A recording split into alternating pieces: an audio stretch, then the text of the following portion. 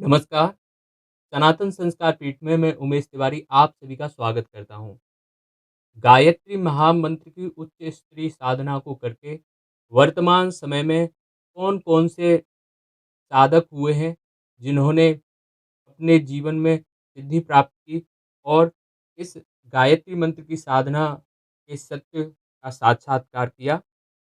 अखंड ज्योति पत्रिका में जुलाई 1951 के अंक में गायत्री उपासक श्री गोस्वामी जी महाराज का जीवन वृत्तांत दिया गया है। आप उसे श्रवण कर गायत्री साधना की सिद्धियों के संबंध में आप जान सकते हैं। शेखावटी नामक प्रांत में लक्ष्मणगढ़ नामक एक अच्छा कस्बा है। इस स्थान में यहीं के निवासी स्वर्गीय पंडित विश्वनाथ जी गोस्वामी प्रसिद्ध गायत्री उपासक हो चुके हैं।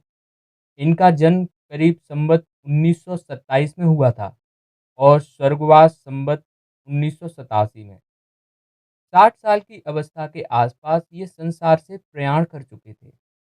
इनका जन्म मारवाड़ी सारस्वत ब्राह्मण समाज में हुआ था।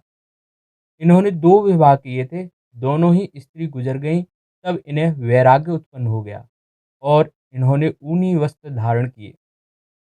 जब तक जीवित रहे तब तक ऊनी वस्त्र ही धारण करते रहे और एकाहारी तथा भूमिशायी रहे, अर्थात एक ही आहार करते थे, एक ही वस्तु का आहार और भूमि पर सोते थे। इन्होंने अपनी उम्र में गायत्री माता के 3 पुरुष ऋण किए थे। 2 तो पूर्ण रूप से किए और तीसरे चालू पुरुष ऋण में ही इनका स्वर्गवास हो गया।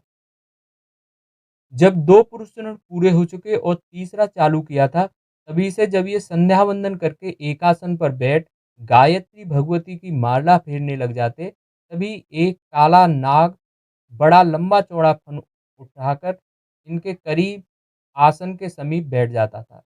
जब इनकी माला पूरी हो जाती और यह गायत्री मंत्र की साधना करने के उपरांत विसर्जन का मंत्र पढ़ देते, तो सर्प चला जाता। यह दृश्य उनके कई भक्तों और साथियों ने देखा है। गोस्वामी जी महाराज सर्प से इतनी नज़दीकी आ जाने पर भी तनिक भी विचलित नहीं होते थे और अपनी सख्त गंभीर मुद्रा में ध्यान किए रहते थे। बहुत संभव है कि यह सर्प गायत्री माता के ही रूप में हो और उनको दर्शन देने आता रहता हो। गोस्वामी जी महाराज के आशीर्वाद से सीकर के एक भक्त बीदावत का परिवार तो बड़ा समृद्धशाली तथा वैभव संपन्न हो गया, जो पहले एक साधारण परिवार था।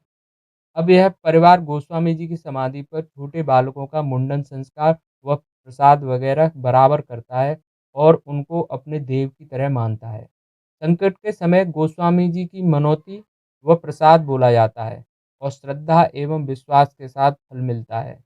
इसके अलावा अन्य सैकड़ों व्यक्तियों ने गोस्वामी जी से लाभ उठाया। अब इनका जप स्थान गुसाई जी की बगीची के नाम से मशहूर है। उनकी स्वर्गवास तिथि पर लक्ष्मणगढ़ के बहुत से व्यक्ति दर्शनार्थ जाते हैं। आप 12 वर्ष तक तो दूध और फलों पर ही आश्रित रहे। आप वास्तव में बड़े त्यागी और तपस्यानिष्ठ ब्राह्मण थे। गायत्री की साधना से उनको वचन सिद्धि प्राप्त हो गई थी। तभी तो वीरावत का परिवार इनके आशीर्वाद से करीब 20 लाख के संपत्ति का मालिक है। इस प्रदेश के आपत्तिग्रस्त अन्य कई सज्जनों ने भी काफी लाभ उठाया है। इनके दत्तक पुत्र पंडित ज्वाला दत्त जी उसी बगीची में रहते हैं। ये कुछ पढ़े लिखे भी नहीं है तथा कोई विशेष पूजा पाठ वगैरह भी नहीं करते हैं। फिर भी इनके पिताजी के आशीर्वाद स्वरूप खूब आनंद करते हैं।